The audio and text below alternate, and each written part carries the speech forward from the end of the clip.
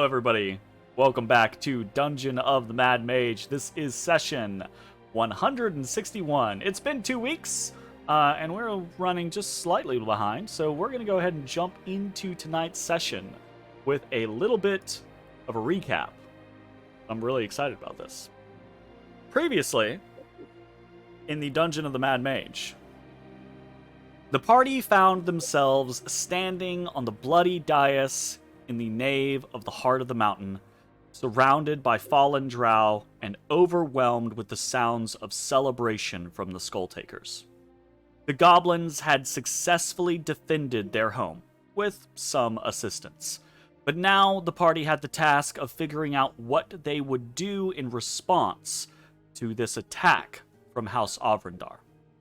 Balrin spoke candidly about the threat that House Avrindar posed, and stated his belief that the party would need allies against the Drow House.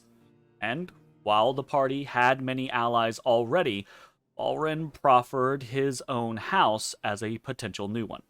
House Freth was already at war with House Avrindar, already potentially in the party's debt, and Balrin suggested using Sult's new powers of communication to contact a member of House Freth in order to establish a meeting. The party started by contacting Dirzana Freth, the elite warrior they had freed in the Slither Swamp, but the communication ended with Dirzana being unable to aid the party, as she had been captured by the enemy on her journey home. The party then attempted to contact Erelal Freth, the matron mother of the house, directly. Instead, their communication was intercepted by Driven, Erelal's brother and archmage. Immediately afterward, Sult was willingly possessed by Erelal so the party could establish further contact. The Great Mother was pleasant, but somewhat foreboding. She invited the party to House Freth's seat of power on the 12th level of the dungeon, and directed the party to the proper magic gate that would take them there. The party agreed, though they emphasized they had other matters to attend to, and so would be unable to remain in the 12th level for long. So, after taking a short time to rest and interact with the Skulltakers, the party made their way to the Flagon Gate and stepped through. What awaited them within the veins of the mountain was a weaker version of that same being that had guided and protected them before. Once again, the party tried to figure out who they were dealing with, but the entity explained that magic kept them from telling the party who or what they were. But the being was clear. It believed the party to be the best chance of defeating the shadow under the mountain. And it was throwing in its lot with them. To try to aid them, it spoke to them a second prophecy. The bequest of Aelin Thaldar is shadow and madness. The weave knots around its tear as the dead god's legacy inches forward. Halaster forestalls that furthest realm, sealed in rebirth by 7 souls. But though the floodgates hold madness at bay, the inklings trickle through as the reservoir rises. Only unsealed can the wound in the weave be healed. Only unbound can the shadow be cleansed. But the way grows ever more barred as the breaker of barriers brings more to its side. The worm's 9 tongues corrupt with honeyed lies. The queen sits upon her glossy black throne, and the embers stoke the head of death to life. Astral raiders find new allies on old hunts, even while those old hunts go to extremes of their own. The stone delver calls claw and fang to do her bidding, while another delver of stone heeds a counsel of hate. That which makes awaits being unmade by its own creation, while the land of earth and sky weeps for its lost son. All the while, the shadow gathers deepest at dusk, as the light begins to fade. 7 are the key. Sever the 7 strings from the 8th, before the 9 are reborn in shadow. And that was it. The party found themselves drifting forward through the arcane passages. Now, The entity that had shielded them could no longer do so. And the shadow came for them, its hands streaking out to envelop Bones. And it took something from him, though the Tabaxi knew not what. And then it was past, and the party emptied out into a strange cave where they found Balrin, Mossy, and 2 drow awaiting them. As they began to speak with their escort, members of the party began to notice the subtle movement of fingers, indicating the casting of spells, and ashes smelled brimstone. And that's where we fade back into the scene. So I'm going to go ahead and put people on the map for the first time, I believe, because I don't think I put you guys on the... Oh, no, I did, because... Oh, I don't know if I put you on the map. I think I just played the music. Yeah. Because I remember a comment about the foreboding music. All right. Go forebode. Please locate yourselves on the map. All right. Does my sense of loss indicate, or do I feel it's physical or emotional? I do not see myself on the map. Oh, I found myself. JK. Roll an insight check for me. All right. I'm gonna insightfully figure out if I'm emotionally hurt or not. I rolled a 17. It feels perhaps as if something's off about your person, about your being, your body, right? Something doesn't feel right in you. In me, not okay. So I don't think I'm missing an item. I'm missing something else. Something about your person has been taken. Jeremy, I think you're using old tokens. It is possible. Let's check. Because I have Something about my person. I don't like know 29 more HP than this token. No, you don't get to be One tiny. No. Yeah, it does the tiny No. thing. Oh, that's wrong. No. That's that. You're gonna get a shirt. It's like, Papa, I was about to pee. Come on. That's that. Yeah, he probably will. Ooh. Don't do it. Okay. Okay. It's... Oh, he's getting the shirt. Oh, look at him. He's like, please no, not the shirt. Now he's feeling bad. You're gonna get shirted. This Don't is a put me in the force- shirt, Papa. All right. Does everyone's tokens look correct now? Yes. All right, sweet. Yes. Fantastic. Yes, I still have access to mine bones. was Just as a heads correct up. before, so. You acted badly. Yeah. You still have access to boneses? Yeah, I can still move bones and stuff. Okay, let me take that off real quick. That's a 4T. That's just a children's shirt. Yeah. And Okay, so you right. are all Only down, deposited outside of the astral film, the gate, right? The arcane gate. You see Mossy standing there. Doesn't seem perturbed or concerned or anything like that. Balrin is standing there and does have a somewhat concerned or more a relieved face as you all kind of stumbled through. And I believe I had stated when in the last session, Balrin had told you it's been an hour. You guys have, or it's been a longer amount of time than you thought had potentially passed, right? Balrin, they've been concerned with how long you have been missing, right? Yeah. And that is when you see these 2 drow figures, seemingly nondescript compared to other drow that you have met. Long white hair, dark ashen skin, sharp features, mostly leathers, darkly dressed, right? And they don't seem hostile. One has introduced themselves to you as Laurel Delambra. But that is when you see both of the drow's hands off on their sides or just slightly hidden underneath, like right crossed arms. Both of their fingers are slightly moving in the kind of telltale sign of casting spells. And Ashes, you smell that kind of like beginning to become a familiar scent of brimstone. can I like pick out between the two? It's from both of or- them. It seems Okay. to be coming from both of them. And Balrin kind of like steps forward. But as he does, one of the one that introduced themselves, Lorwell, right? His hand shoots out to like grab Balrin's arm, and now he's just hand is out in the open with his fingers kind of like dancing, right? And Balrin looks over momentarily confused, but doesn't do anything. Doesn't try to stop this person from doing whatever it is they're doing. You're all trained adventurers. Do any of you try to stop them from doing anything that they're doing? I have a hard time believing Ballroom would betray us. Yeah, and I feel like, showing a bit of trust here might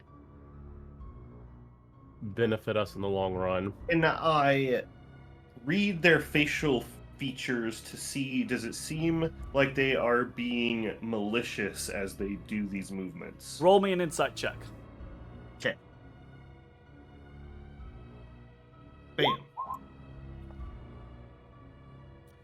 Bam.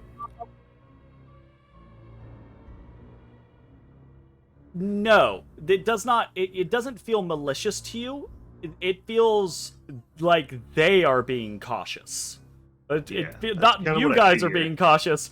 It feels like they're being cautious. Can I read the roll me an Arcana check for me. Yeah, absolutely. You can try. Fingers crossed. Ooh, 21. So what I would say is it's not specifically Arcana. You do see one of them puts up a detect magic. That one you can identify easily. All the rest of the stuff that they're doing is more arcane probing. It's like questing out with their own magic to try to like see things. Are you guys... Are we doppelgangers? Are you who you say you are? Are you... Yeah. Did you just get shit-fucked coming through this portal? You've been missing for a period of time, right? Like, did something go wrong? Are we all clones of Halaster? Right? Is this a trap for them? Right? Right. And that kind of like moment where you two are sussing this thing out, Bones is kind of like confident in Balrin. Ashes is kind of like ready to act, but not going to be the instigator or anything like that here, right? That moment passes. That moment of potential action passes as the Lorelv releases Balrin's arm, puts his hand down, and whistles very quietly, right? It's at this point that you're able to kind of see more of the things around you and kind of like get a feel for the environment. It's pretty cold here. Not icy, but close to that temperature, close to that freezing temperature, right? You can see your breath mists a little bit in the air in front of you, right? I'm gonna pull out my winter clothes, my coat. There is absolutely. I go to reach for mine and then remember that Halaster confiscated it. You left it. You left it in the fucking. He claimed it. He did. Took it from me. But you left it in the coat rack or in the coat check.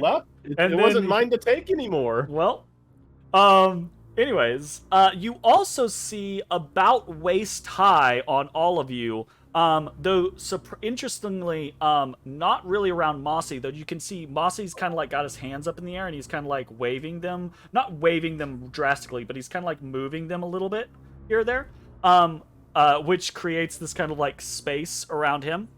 There's a thick fog that kind of like hits you all at about mid-waist, and you can see through it, right? Like it's not completely blocking your vision, but it's kind of like swirling slowly around you and obfuscating the entire area, right?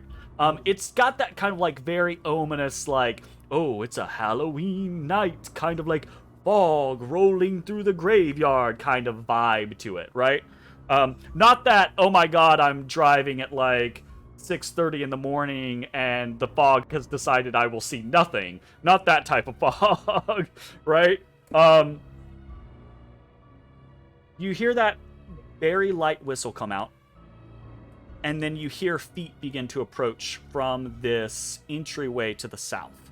And you see two more drow come walking forward. And these are These drow look very similar to Balrin in the way that they dress, the way they hold themselves, the way they're outfitted.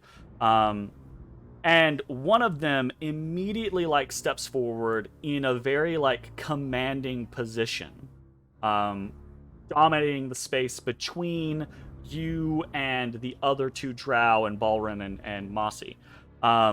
Looks to Lorelv and basically just looks very like glaring, points, and says, "Don't ever use my name like that again." This drow smiles, and the smile goes past the point that a drow's face should be able to smile. And Ashes, for a moment, that brimstone smell gets real heavy, right? Real heavy. And you all see this kind of like almost warped visage of the person that you had been talking to, this Lorelv, right? Kind of morph, but not fully, and then it goes back to just being a drow, right? And this new figure turns to you, and in a very quiet voice, right? Like he's trying to be quiet, touches his chest and he says, "I am Lorelv Delambra. I apologize for the ruse. We had to verify who you were. We need to move. It's not safe to be here. You'll follow us. We will take you further towards our home." And he doesn't really wait for a response from you. He turns and starts moving south. What was the name? Lorelv Delambra. I'll give you a copy pasta so you have it in the chat. And these other two drow, right, like that are they're now kind of like looking at you all impishly, right? They both step back out of the way and they're gesturing kind of this after you style, right?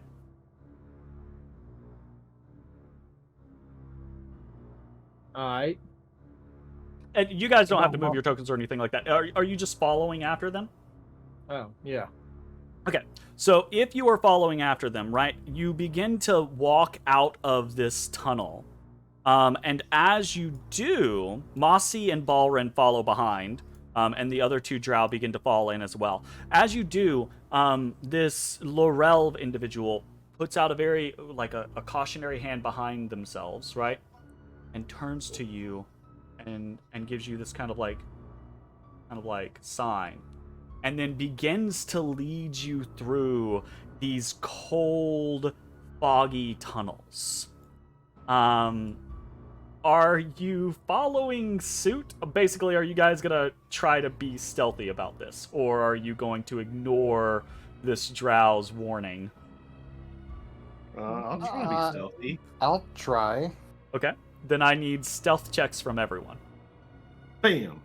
Would it be better if I tried, it's a disadvantage, or just don't try at all? You're gonna have to roll a stealth check regardless. I'd say that, but if you don't try to be stealthy, you're just going to clank, clank, clank, clank. At least if you roll a stealth check, there's a chance of you succeeding. You rolled better than half the party. Right. Well, rolling better than Ezrah isn't the feat. It's rolling better than between the plates. That's true. Matashtai, that's the feat. Okay. So you all begin I'm like to too busy putting my coat on and stuff, and I bump into shit. Well, here's the thing, right? Like, even you guys are 13th level adventurers. It's not like ye olden days where like failing a stealth check literally means you're like tripping over a table or something like that, right? It's just compared to what your best is, you're not quite there. Matashtai, in your particular instance, maybe you are a little distracted by the cold and trying to like suit up, and there's this thick fog, right? Maybe once or twice your boot scuffs a rock that kind of like scatters down the tunnel, a little bit more than it otherwise should, right? Ezra, it has a moment or two where his teeth involuntarily chatter, right? Because he's just so concerned about other things that he's not thinking about the cold, and his body is like, motherfucker, I'm cold, right? You know, that kind of situation. So it's not that you guys are just like out here buffooning around. It's just you have other potential things on your mind, and it's possible that the things around you are going to notice those very imperceptible things. Bones, I will say, is the fucking knight. I imagine Bones actually just like punches underneath the fog, and you just fucking lose him on the occasion. The drow are like, where the hell did that cat go? Where'd that cat guy go? What the fuck? You begin to follow them through these tunnels, right? As you do, the mist around you begins to cloy and kind of like swirl, and you all hear this.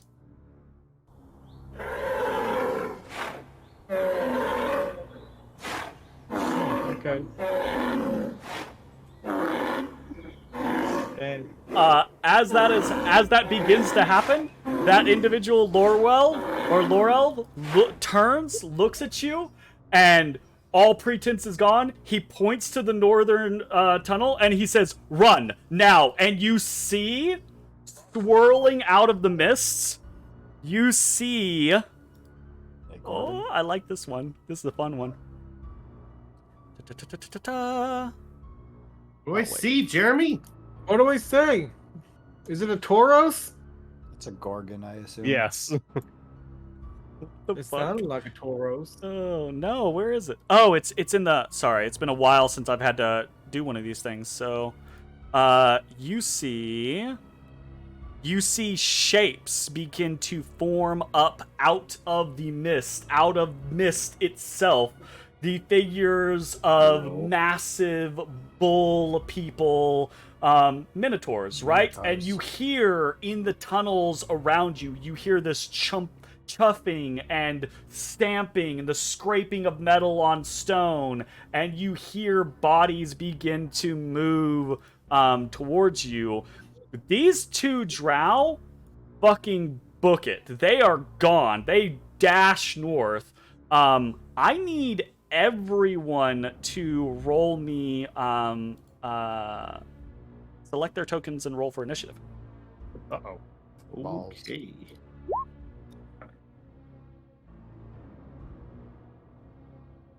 Yep, that's right. Initiating.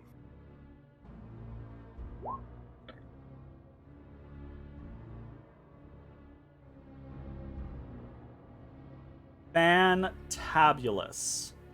Okay, those are all gonna go at that point. Bones, you are, not necessarily surprisingly, the fastest on your feet. You are the fastest to be able to spring into action after you hear the horrible roaring and chuffing that is coming towards you, right? What do you want to do? I mean, I guess I'll just take off. Whatever. As soon as you move, Posse, go on the ground.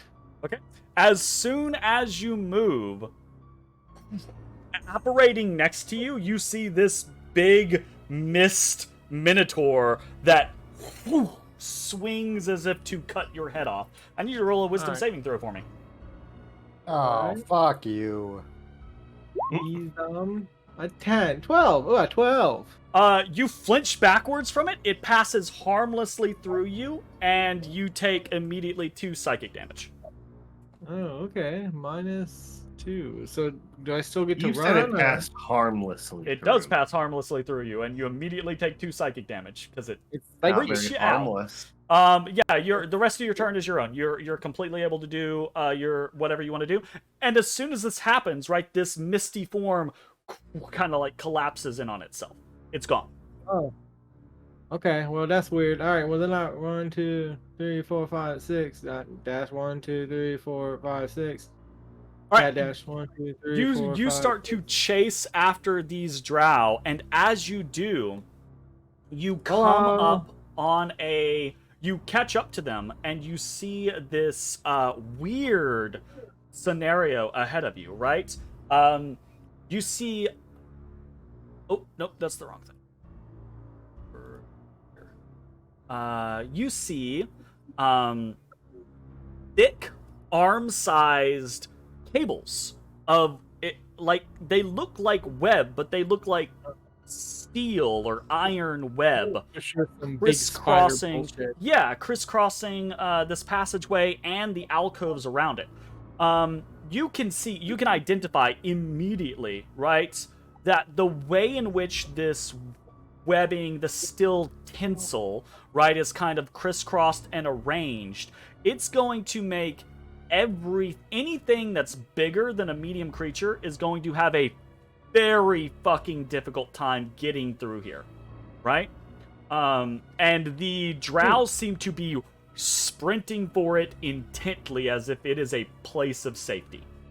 Good thing I've been dieting. All right. Anything else for your turn? No, that's it. All right, Matashtai, you're up. You said these things are rising out of the mist, or just rushing through it? There's forming from the mist itself. Is there mist on the ceiling? There is not mist on the ceiling currently. All right, I'm gonna dash up to the ceiling and run across the ceiling. As you leave the mist to get up onto the wall, I need you to roll a wisdom saving throw for me. Fine. You're doing it at least once. Wisdom save, you said? Mm-hmm. Bam.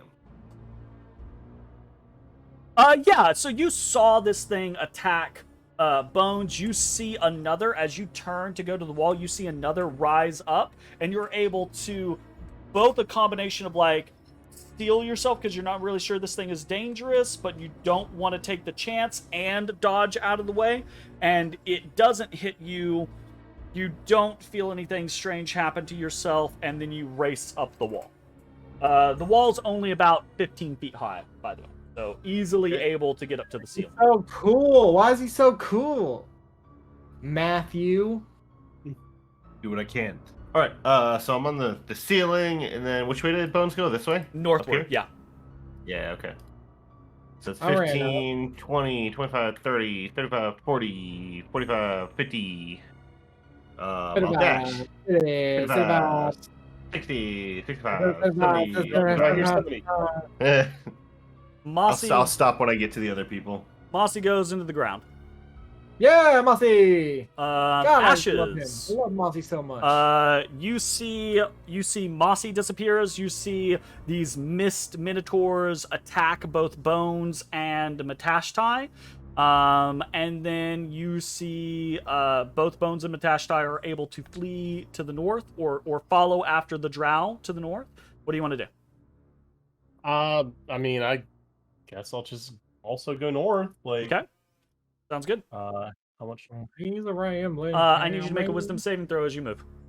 As I move, I save wisdomly. He saves wisely. 22. Yeah, absolutely. Again, right, like, it's like that first moment was a surprise against Bones, and now all of you are like, okay, what the fuck is this shit? So it's almost as if, Ashes, you move testingly first. You're at the ready, you move, you see the mist begin to coalesce, you dodge out of its way, go around it, and pass onwards. Okay. God, how do you get to be that way? Let's see. I mean, I'm kind of here. I guess I don't really need to. I'll use my action to dodge. Okay. And that'll be in turn. Ezrah, or actually, technically, at initiative turn 10, the two drow figures, they both rush past you. They're not dicking around. They're not waiting, and they rush past you as well. Ashes, they're gone. They're hauling ass. Do mist minotaurs swing at them? They do swing at them. But there's. I'm sorry. Do you mean Mistitars? Mistitars do swing at them, but It does. Damn it. One of them gets hit and does not seem to react to it at all, and the other one does not get hit. There's something very off about these two drow, obviously, right? Gotcha. It is at this point that Balrin also would go, but Balrin looks at you, Ezra, and he holds his action to move with you. He will not. no, he will not be the last person. I not go. I'm coming. I'm just a slow fuck. Roll a Get on persuasion outta check here. for me. Go on, get. Go on, eh? DC 12. This should be easy for Ezra, I think. Yeah. Okay. Balrin doesn't want to leave you behind, but he's seen what you and your allies can do. So he has faith in you. So he runs. He follows your instructions. He runs with everyone else. Ezra, you're the last to go, and specifically you are the one that goes after initiative count 10. Yep. You see figures in the darkness coming up from the east, and you hear them coming up from the south. These are very real figures, not mistators, but actual hulking minotaurs in the darkness. And they are big boys. Categorically, they are large creatures. No, What this would you makes like to sense do? for the weird web thing.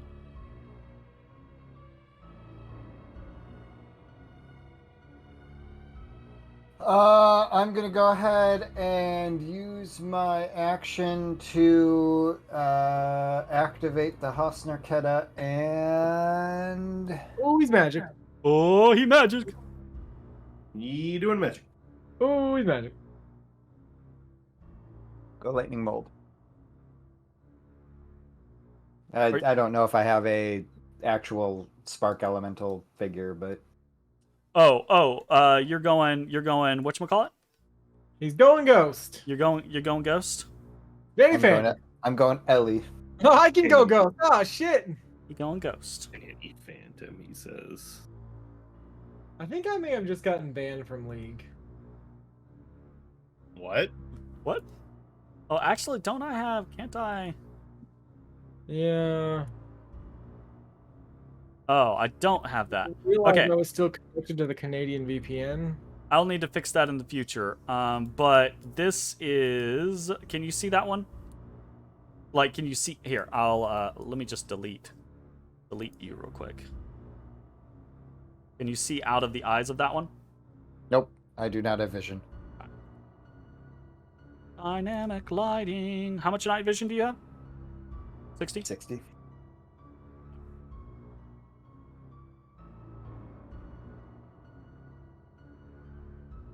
My elven eyes. You see there? Yes, but I don't have a... It's got a hue to it. I don't know if that's intended or not. It is not normal range.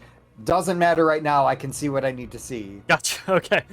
So that's maybe a note for later. Yeah, I think I'm gonna try to fix all this stuff on break. Because I wanna attach this to your regular sheet so that you can just swap to it when you need to use. Fair enough. Okay. So you activate your spark elemental form. Your vitiligo begins to flash and spark, and all of you hear this kind of like loud chirping right behind you. I feel like a weeb saying it, but the chirping of birds behind you as basically Ezra turns into a fucking lightning elemental for a time. And that pinkish hue begins to spark off of your body. Ooh, he's sparking. And your eyes. And then I attempt to zip forward. Awesome. That will be a wisdom saving throw as you move. I'm going to take this off.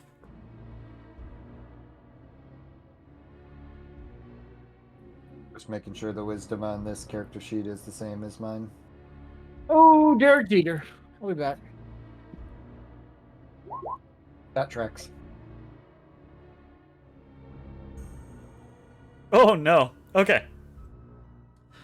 So you're a little more concerned with the actual living minotaurs that you can see now coming out of the mist from your peripheral vision, right? So as you go, you basically ignore the looming figure until its axe is passing through your body, and you feel this sharp pain in your chest, and then it just like spikes. It goes from like heartburn to like this intense headache. You take 5 psychic damage. I'm assuming that this form regained its full hit points. Yes, yeah, it should be at max. Okay. And you said 5 hit points? Yes. Okay. And that is psychic damage? Yeah, that's psychic damage. Oh, yeah, that's this. I forget, this thing doesn't have the same number of hit points. That's why it has different HP than you do. Yep. Gotcha. Okay, but you're free to move now. Got it.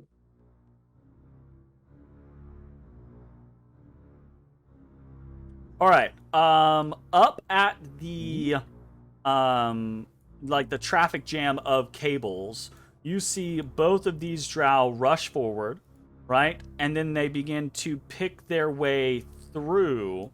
Because it is difficult terrain, they begin to pick their way through these cables, kind of like rolling through, ducking under some, jumping up, and kind of like squeezing through these little sections. Even for medium creatures, right, they still have to kind of like pull their way through some of these spots. It's designed to be a tight fit, right? But it feels like it would be almost impossible for a large creature to follow, or it would take them they'd be a sitting duck the entire time that they were, right, basically. So they begin to rush through, and I think it's at this point, right? We don't have to stay in initiative order. Is everyone just running? Yes. I am following what the party is doing. You are muted, Mitch. Sorry. Yeah. If no one else is sticking around to fight, I'm not going to stay and get my ass beat. Gotcha. Okay. All right. Then everyone just roll me wisdom saving throws. Do I have to? But I already Yes. did. Roll it again. Do I have to being on the ceiling? Actually, you do not. Yeah. Your body is... So in how much room is there? 'Cause I'm I mean, flying. you could totally fly over the fog if you're doing that. If you are flying over the fog, roll me. If you're flying over the fog, it is a 15-foot ceiling, which is more than enough space for you to do that. I will say I didn't think about it fast enough, so I will adjust. Roll me this. roll me an initiative check. If you get above a 10, you thought about it fast enough to change your trajectory. Yeah, you thought about it fast enough. You didn't think Okay. about it when you were taking off, but you thought about it while you were course correcting. So easy enough. Old speedy brain. So that means Bones and Ashes. Wow. Bones, Ashes, you're fine. Bones, as you start to run forward, another Minotaur takes a swipe at you. You take another 2 psychic damage. Okay. And then at that point, right, like you're all upon the wires, and you're able to kind of like push yourself through. The tinsel, right? Like these cables, I say tinsel, they're as big as fucking Ash's arms are, right? They're thick ass boys. Still pretty tiny, is what you're saying. Pretty super itty bitty, right? They are slightly sticky, but they're slightly sticky in like the concept of like a sticky countertop is sticky, not in a I'm gonna get stuck to this sticky, right? You just hear us whenever you Yeah, step. right? Like, it's just a little like, I don't want to just consistently touch this, but it's not going to actually bind you to it. And you are all able to make your way through this construction relatively easily. You also note, right, that basically as soon as you get to these cables, there is no fog. Fog is gone. It also, as soon as you get to these cables, the temperature raises probably a solid like 10 degrees or so. It's still a little chilly, right? But it's not on the border of freezing. It's just a little cold now, right? Weird. Spider magic? I ask. But you do see, right, kind of coming out of the darkness, you see multiple minotaurs that just hang out kind of on the edge of your periphery. Like, this is a known quantity to them, right?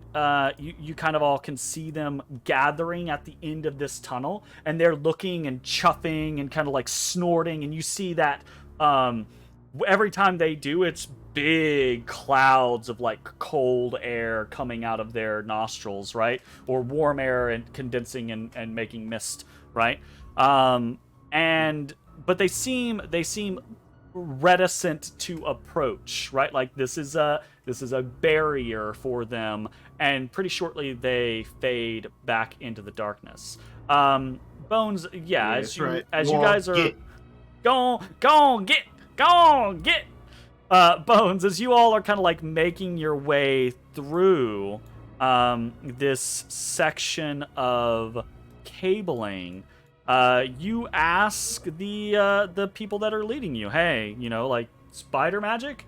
And one of them just kind of like hisses, and you hear the two off drow, right? You hear both of them kind of snickering at your question. And then the one that hasn't been speaking speaks up, right? And says, we are not followers of the Spider Queen. But yes, technically in a roundabout way, this is spider magic, quote unquote. But he seems a little like not happy to say it that way, right? The first thing he starts with is, we're not followers of the Spider Queen, right? I mean, so what does it do? Does it like ward off non-invited people or just big things? The cables are merely physical obstacles. Everything else that you're feeling is done by our leader. Mm. She's this person's being pretty, like, you've met Drow before. This person is being pretty frank with you.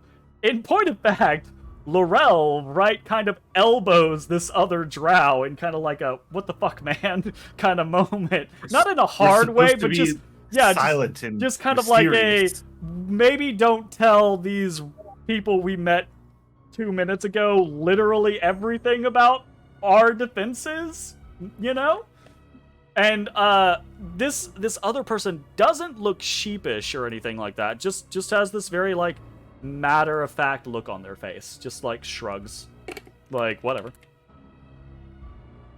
They don't give a fuck. This is like Drax from Guardians.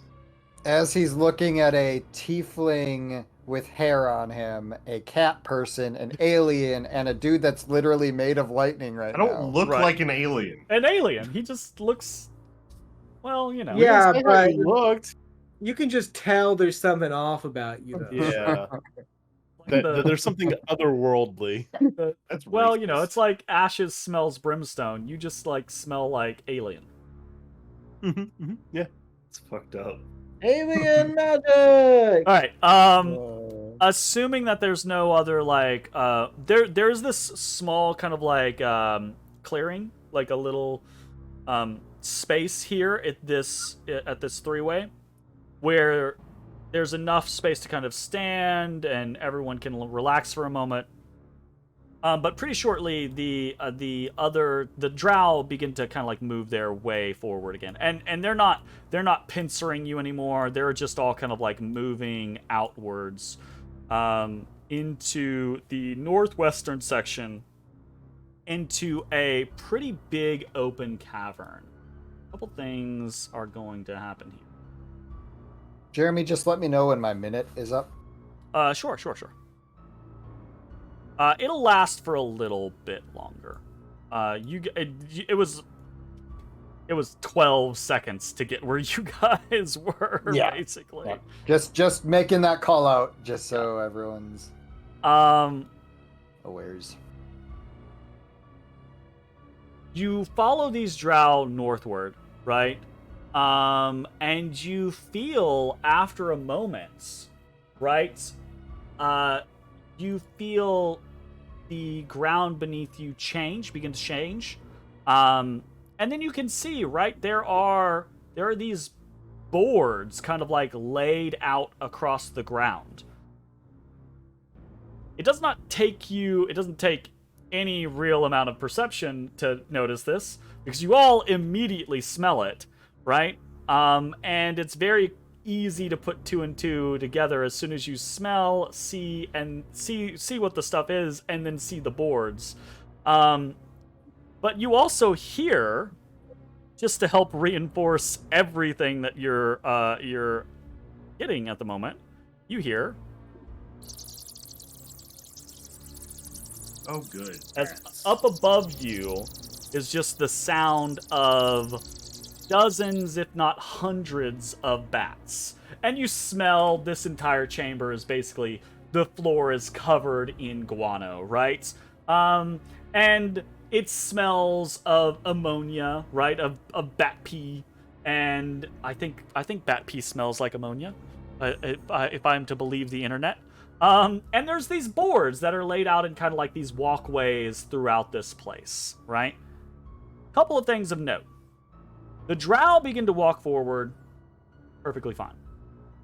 A few moments, you guys are following along with them. A few moments after you begin to follow along with them, Bones, you see next to you one of Mossy's claws begin to come out through the guano, and then stop and goes back down into the rock. That's a good choice, brother. And then there is something. Bones, you're 22. Matashtai, you're set. You're 19 now in your passive perception, right? I think so, yeah. Let me double check. Bones and Matashtai, you both note, Yeah, 19. because you're now moving slowly through this area. You're not sprinting, right? You're slowly following behind these drow. So it takes you a few moments, and you actually get to notice a few things. You note that there is a consistent chatter from these bats, right? Consistent squeaking back and forth, blah, blah, blah. There is a higher pitched call that comes out from these bats approximately every 6 seconds. The first time you hear it, it's just a part of the background. The second time you both hear it, you're like, hold up, what's that? The third time you hear it, you realize this is happening literally every 6 seconds. There's something up here, right? By the fourth time you hear it, you're like, okay, there is some sort of code, or there is some sort of call out, or there is some sort of something that is happening. It is also at this point that all of you see, because they're not trying to hide it, they're trying to make sure you all see this. On the periphery of your visions, to the east and to the north, you see several shadowy figures gathered. Drow figures, right? All kind of standing at the ready.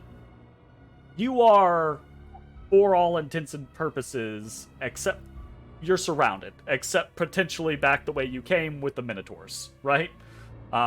There are drow, it seems, at all of these tunnels, except heading westward, where Lorelv and the rest of your escort begin to now. There are drow in all of the tunnels except for westward. Yes. Oh, okay. Well, there are drow kind of like waiting on the edge of these tunnels so that you can see, hey, we're here, right?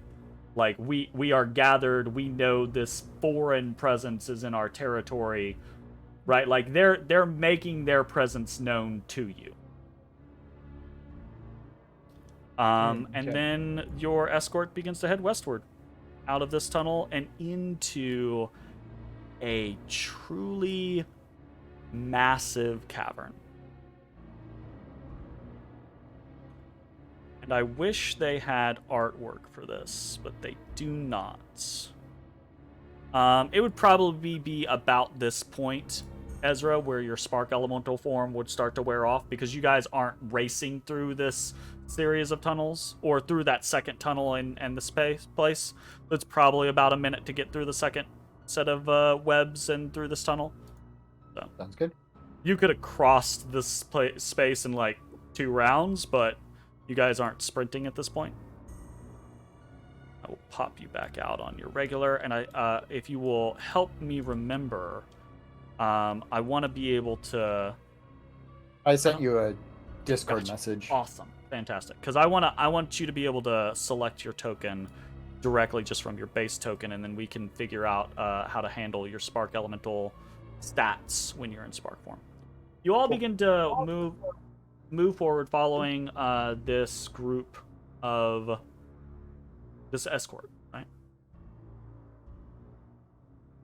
And you come out into a massive cavern, right? And it's truly massive. This might be the largest cavern that you guys have walked into, sans the Willowwood, which doesn't seem like a cavern. The Willowwood seems like the surface world, right? But this is very truthfully a cavern. And though the ceiling is out of your vision range, you can see the tips of stalactites poking down from the darkness above, right? Before you is an imposing fortress. There's a massive set of jet black, smooth onyx walls, 30 feet tall across the entirety of this place that you can see. And then there are these 40-foot high towers that kind of like dot the outer edge of this fortress. You can see a little bit further than you actually can on the map, because there is a little bit of a dull glow from various spires and bioluminescent fungi and stuff like that throughout this cavern. So you can see a little bit more in your mind's eye, perhaps, than you can see on the exact map. But there are this is a huge fortress. There are a number of these 40-foot high towers kind of dotting the wall. The tops of the walls, or the tops of the towers, are all tapered, and the walls all have these kind of like crenellations, and they look to be topped with some sort of like filament, like wire, across the top. And they're well garrisoned. You can see people walking along the outer edge of these walls. You can see people through the arrow slits of the various towers. Lorelv turns to you, kind of nods, looks at Balrin, who nods back, says, "Welcome to Spiderwatch Keep." And he gestures forward, and you see these big sets of double doors, big enough to fit like two oxen through abreast. They open up before you, and you are allowed into basically the entryway of Spiderwatch Keep. Not a whole lot of room in there. There's not, and you see there are several drow. You see the gates open up, and there's this whole there's this whole thoroughfare with these little like sections off on the side where things can get like put and people can like move off to the side or get inspected. It's lined with drow warriors that are standing kind of like at the ready, some of them holding crossbows very casually on the side, others with their hands on their hilts. No weapon just like drawn or pointed at you, but everything holds this kind of threatening menace of we're ready. Very prepared. Right? Yeah. Lorelv and your other escort move off to the side. You see they both Lorelv kind of like flicks a hand towards the other 2 drow, and you see the other 2 drow, their forms shimmer and shift, and they both lose their drow-like appearance, and turn into incubi. Yeah. Oh god, they're hot. Oh no. but yeah, They're and right up your alley. immediately as soon as they do, right, like ashes, that you just smell that intense smell of brimstone as they shift forms, Okay. and they both kind of wave at you specifically. They both kind of like, yeah, give you a hi, and then they flap their wings and they fly away. They're like, hey man, how you doing? So they're gone. Balrin just kind of follows along. So at this point, I believe that we get to do a music swap. Music Oh, God. We are no longer in the maze. We are in, Oh. The entire floor was the maze. well, It is the maze level, after all. it is, but now we're in Spider Watch Keep. All right. No motherfucking maze. Fucking maze. You all find this space before you. You're allowed entry into this turret, into this gateway. Are any of you balking or anything? Actually, I say that. Balrin just walks right in.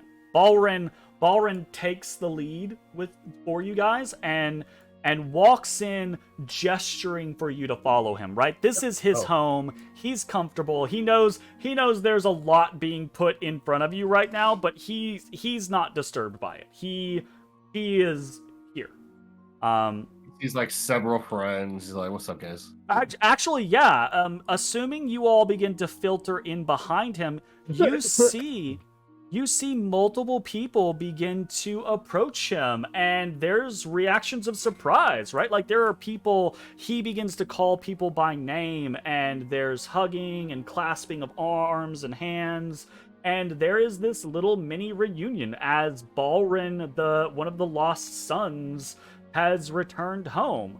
And it's nothing like, there's no like tears shed or anything especially like heartwarming or heartbreaking going on, but there is a lot of recognition, right? A lot of I see you, I understand, or that kind of like types of situation. You see now, you all have this moment to kind of like witness Balrin amongst his own people, and Balrin looks physically ununique compared to his drow compatriots. His long white hair, the studded leathers that he wears, his sharp hawkish features, they all mark him as very quintessentially drow. Mm-hmm. But there's some weird differences. There's this slight hunch to his shoulders, as if he's kind of like he's a goblin, presenting a diminished example of his true form. Sad. There's a mirth, right, that lights across his eyes and his smile that doesn't reach his comrades, right? They all have significantly more severe reactions. And there's this almost kind of like infectious, jittery energy about his person. Like he's continuously moving his hands, or he's the person to initiate contact and go up and hug someone else. like a goblin. That's all I'm saying. Definitely impacted by Yeah, living with the goblins are gobos. super huggy. My goblins are. Everyone knows that. There is a moment here, right, where your presence isn't ignored, but it is diminished by the return of one of Housebreath's allies, one of its own, right? One of the allied houses has returned, and a figure not of great importance, but of moral importance. And after a few moments, right, there is a sharp whistle from beyond the turret that you're all standing in. And there is this sudden, severe return of decorum. And the drow all kind of like back away from Balrin. Balrin retakes his place at all of your sides. And one of the drow that is standing in front of the gate leading into the keep makes a big show of inspecting each of you. And Ezra, while that is happening, roll me a perception check. Oh, great. My specialty, fellas. You just gotta Yes. proceed. I will say you can have this one at advantage because of what it is. All right. 17, okay.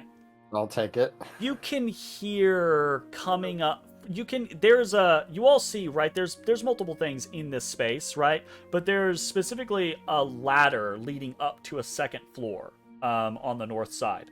Ezra, you hear Elvish, you hear chanting, and you feel like this little tingle as a series of identifications get cast upon the party to suss out what has not already been sussed out, potentially. What are we capable of? Well, maybe not what you're capable of. That's an entirely different matter, right? But is there more intense magic that wasn't caught in the first go around that they can identify here now in this strong point with drow around you, drow outside from you, drow potentially inside from you, right? And whatever moment is happening here, A full body cavity search. right? And this individual that is kind of like barring your way nods to you and then steps out of the way. Get over here. And Balrin steps through. And we follow. It is around this point, Bones.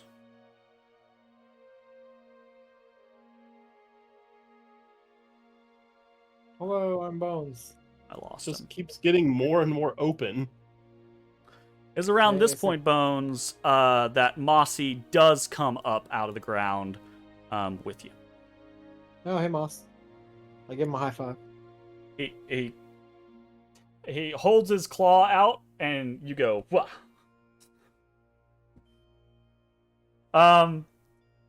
Yeah, you walk out into a massive open courtyard. You can see you are now inside the walls of Spiderwatch Keep. You see buildings kind of like encrusted to the side of the inside of the walls to the north and south, right? You see these big buildings that kind of bubble up. And there's a lot of different like places sectioned off in this area. There's this kind of air. Actually, I can read it for you. There's this kind of like air of efficiency and discipline and different a place for all of the different things, right? But more specifically, and I'm going to move you guys over just slightly so that you can actually see this while I'm reading. Because your characters can see it, but you can't see it very well right now. You can see the actual keep itself. Previously, you've just been seeing the walls. You can see Spiderwatch Keep, fashioned from seamless black stone with veins of silver running through it. This windowless edifice that bears a striking resemblance to a scarab.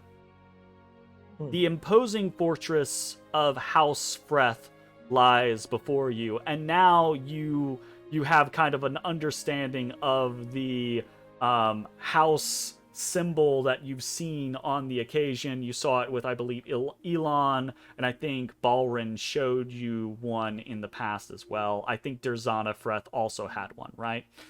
This emblem of a scarab that stands for House Freth. But standing in the courtyard awaiting you is a lone figure, as if a lone figure is enough for all of you. Depends on who that figure is, Jeremy. Balrin covers the ground instantly, stops about 10 feet in front of this figure, and doesn't out and out kneel, but does bow relatively lowly to the figure, before raising his head and smiling warmly. You see, the drow woman before you is a pretty martially imposing figure. Her Her leather armor fits tightly, it looks well cared for, it's orderly, it's representative of a disciplined captain. Her frame is well built, she's lithe but muscular, showing an almost kind of like artistic amount of balance, right? But contrary to this seemingly well put together captain, is a shock white pixie haircut, a flamboyant shoulder cape, and a feathered hilt on the short sword at her side. It kind of hints at this Badass. dual personality or perhaps complex within this person.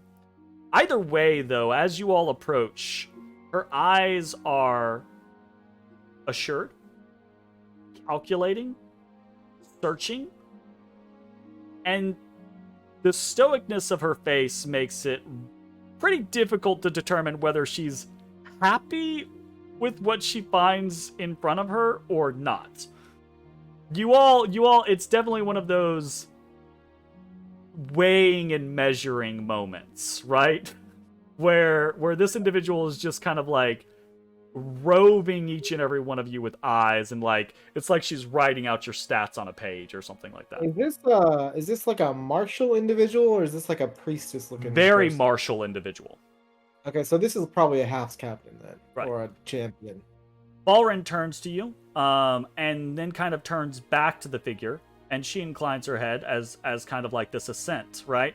And Balrin gestures and says, "May I introduce to you Rilna Freth, leader of House Freth's armed forces."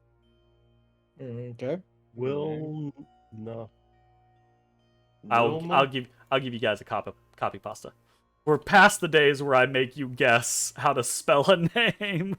Oh, we still try. I was close. I was close. Wilna. Rilna. I said Wilna. I had EA rather than I. She steps up next to you, or up next to Balrin, right? And she has her arms kind of crossed, and she kind of like tuts a little bit, not disparagingly, but just kind of like as if it's a reactionary tick.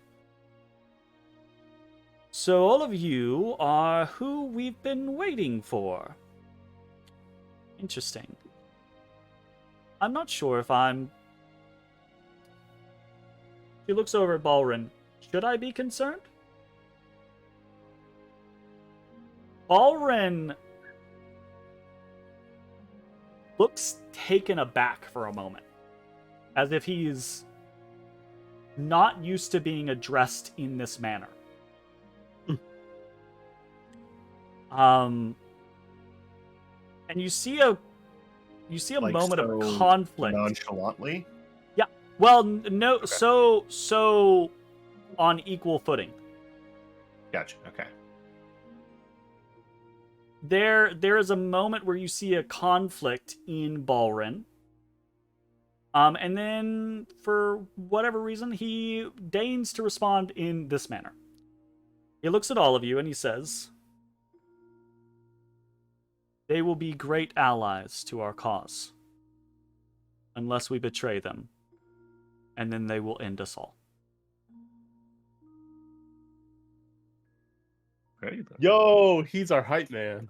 And then He is a hype man. Rilna looks at him, doesn't look at you all during this scenario. She looks at him, and it's like she is studying him and appraising him. And it's like for a moment she's doing exactly what she was doing to all of you, weighing an unknown element. And whatever conclusion she comes to is unreadable. She nods her head, looks back at all of you, says,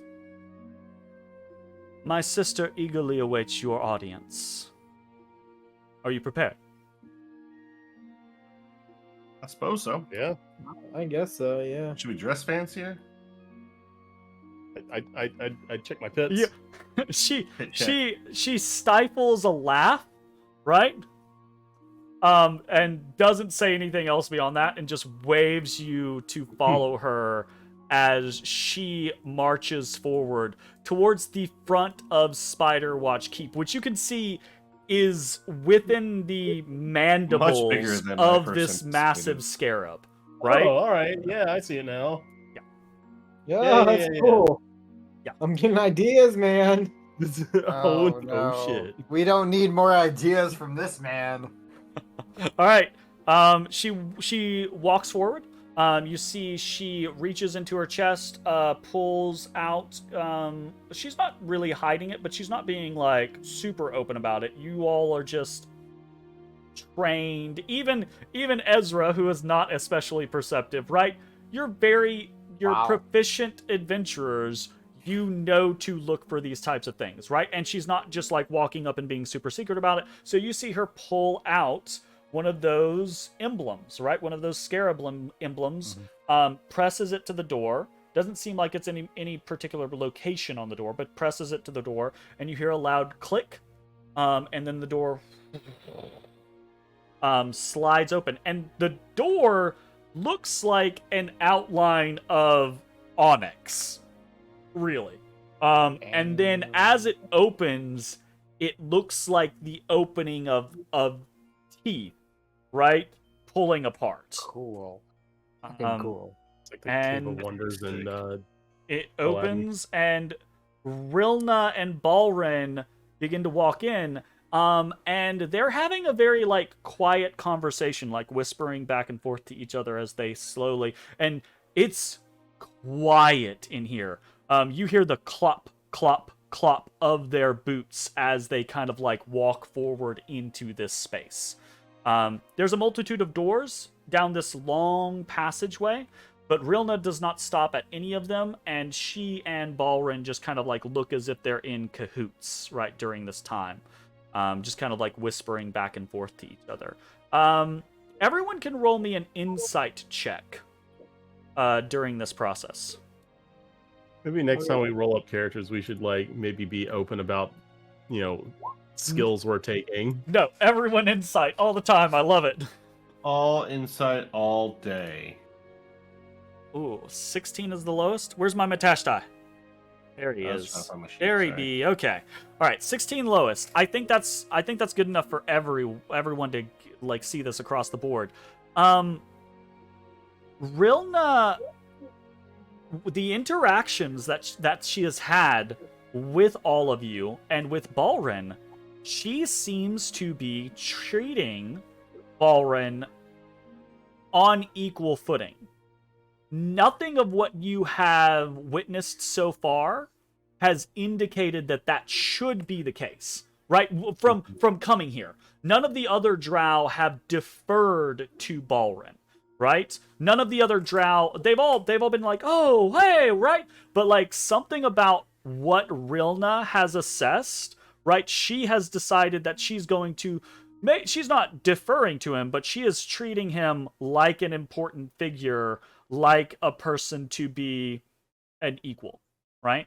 And when I say that, for clarity, none of what you've seen in this location has been like other drow locations that you've seen, where it's very obvious like status hierarchies. Pecking order. There hasn't seemed to be a pecking order here. There's been people doing their jobs. Rilna seems to have interpreted something about Balrin in the style of, I should respect you more than I used to respect you because you've become more than you used to be. Damn, that's cool. Little does she know it's more goblinoid. It's more goblinoid. He's got little filed down teeth now. God. And... But whatever they're talking about, right? As they move forward and they come towards the end of this hallway, towards the center of the keep, whatever they're discussing ends with them kind of like chuckling to one another, and Rilna then moves, patting Balrin on the shoulder and then moving to the side. And she steps up to a doorway. And she looks at all of you and she says, I do not believe that I need to tell you this, but I feel as if it is my duty and I would be remiss not to. Beyond the door that we stand at lies the very heart of our house. If that heart were to come to harm, I and the people of this household would stop at nothing to see it avenged.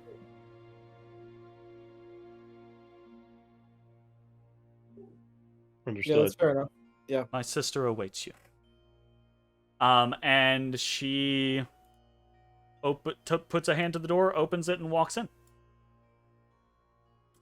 And you can all kind of like Balrin files in and moves off to the side immediately. You can all file in as you would like, and I will describe to you what you. Oh. Because there's some stuff to. Sometimes Like, when I yeah, zoom Got pink in, hair. it just jerks to a completely random place in the map, and I got to re-find myself. Yeah. Bless you. Like, As soon as the door opens, sound of a harp and feminine singing begin to exude from it. You also hear a male voice quietly chatting, just offhandedly. As you begin to walk in to the chamber, you all just immediately started hugging the wall. I love it. I just fell in. Okay, gotcha. Seated on a cushioned crystal divan of web-like design is a rather beautiful and rather pregnant middle-aged drow woman. She wears a crystal crown with 5 points and is playing a harp while singing softly. Though it appears she is having some difficulty with both, perhaps due to the advanced stages of her pregnancy. Her brow is furrowed in concentration, but it only helps to accentuate her sharp and attractive features. The light pink silken robes she wears are a stark contrast to the warrior's vambraces upon her forearms, the massive girdle about her waist etched with what looks to be like a giant biting the head off a dragon, and the jagged blade of the glaive that sits next to her. You see before you the figure of Erelal Freth, Great Mother. Ain't she cool? Is she a ghost? No, Just she's artistic not a ghost. liberties. Standing across the room from her, next to a crystal decanter on the north side of the chamber, is another imposing figure. His shorn hair sets him apart from many of the other drow men you've seen, and he wears an sovereign. open black spider silk vest and a short black kilt, his well-defined muscles on full display. He stands casually, bringing a varnished Zirkwood goblet up to his lips. He oozes confidence, but a practiced eye can see his casual stance is a performance. His shapely legs are tensed, like a cat ready to pounce. Hey, we have one of those. You do. You see Driven Breath. Ribbit. Oh, it's David Bowie. Mm-hmm. Of course, he's got an open shirt. Absolutely. Open 100%. open see-through shirt. Yes. Yeah. full-on sexy man. That's the most It's damage spider ever. webs for a house that doesn't serve the Spider Queen. They don't serve the Spider Queen, but I don't know that you guys are ever going to experience I mean, this it's not as a like they bit got of sheep lore. down here to make Right, clothes it's out the of. scenario, right? Like, spiders, they might not serve the Spider Queen, but spiders are still very much a drow kind Part of the drow entourage. culture. They're Yep. used to they have knowledge of how to handle the creatures and how to Yep. raise them and tend to them and take silk from them. And even if they don't, the other drow houses are still going to be their major trading partners. So Yep. it's still going to be likely that they use drow silks and things like that. Mhm. So, So, did we get Driven's title or anything, or we just know? you're just getting his name because it's going to come up here momentarily, right? Mhm. Also, I'm gonna reorient you guys slightly. I'm gonna put y'all like this in this little square formation, okay? As you all come in, Rilna Freth is at your head. She stops across from her sister, who's seated on this divan. And the chatter that you realize had been coming from Driven Freth ceases. It doesn't take any role for you all to realize that Driven was speaking not to his sister, but to another figure that is standing in the middle of the chamber. And again, I think I probably would have had you roll for this earlier on in your adventures. But now I think, again, you're much more proficient adventurers than you used to be. You recognize this figure. This is one of the drow that you helped free in Slither Swamp. Oh. Oh shit! Oh, nice. Hold on. I mean, don't hold on. Nope, you have to hold on now because he said it. I'm waiting at the edge of my seat. Like, Just literally, we cannot play the game until Jay is done. with finding bated what he's breath. looking No, I did not have Driven in my Slither Swamp.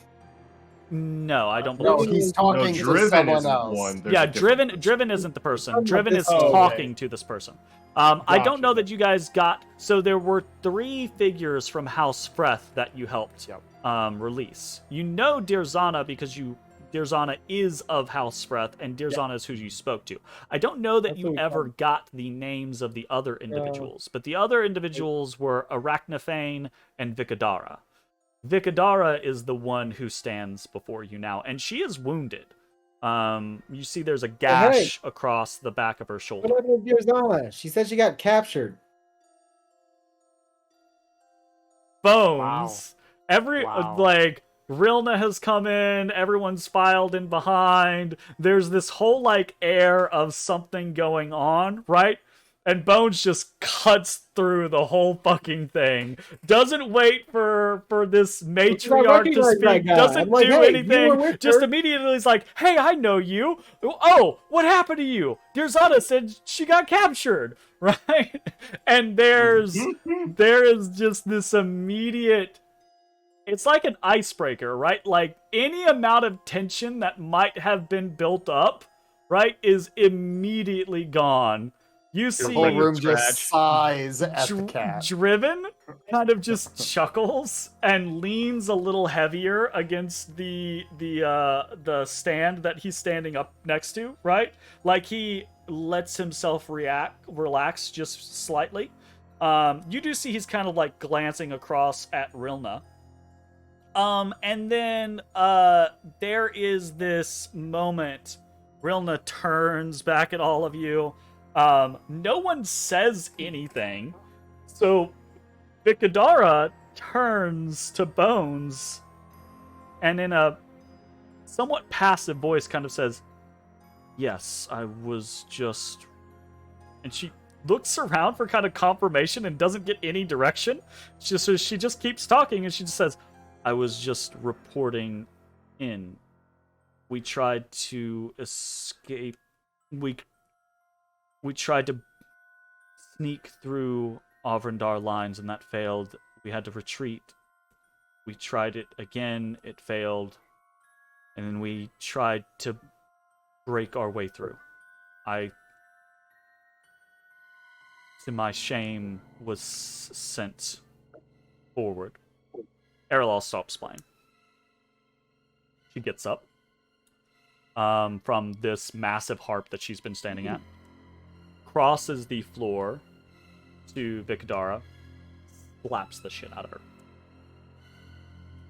And that is where we are going to take our break.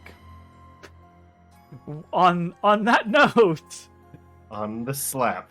we How will can she slap? we will be back in a few minutes to see how this. Oh God, no! Goodbye, everybody. We'll be back in a few minutes. Hey, everybody! Thanks for watching. If you enjoyed the video, consider leaving a like, commenting, or subscribing. It really helps me out.